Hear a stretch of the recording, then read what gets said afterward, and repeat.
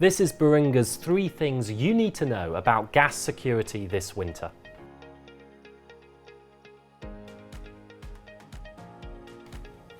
Number 2. Infrastructure constraints are set to create significant supply and price risks this winter.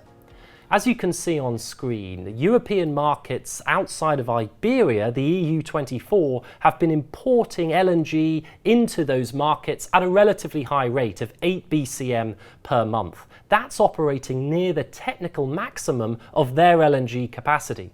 In order to exceed that maximum and bring in additional gas supplies, they've been dependent on foreign markets with additional spare LNG capacity, most notably the United Kingdom in pink, that is sending European markets an additional 2 BCM of gas per month.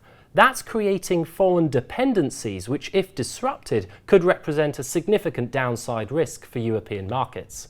We modelled European Union storage levels over the next 2 winters and considered what would happen if the UK flow to European markets was disrupted. Without that annual 20 BCM of additional gas flows, European storage levels would be negative in almost all scenarios. We look at 3 scenarios in turn. The first 2, where Russian gas flows fall to 0, that scenario would lead to minimum thresholds being breached this winter.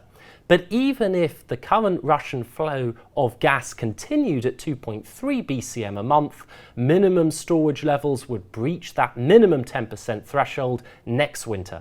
That represents the supply security risks facing European markets if the UK flow was disrupted this winter. In addition, that demonstrates also the potential for price risk. As we have seen historically, benchmarks of national gas hubs, the UK, Germany and France, have tended to operate within a relatively tight spread historically.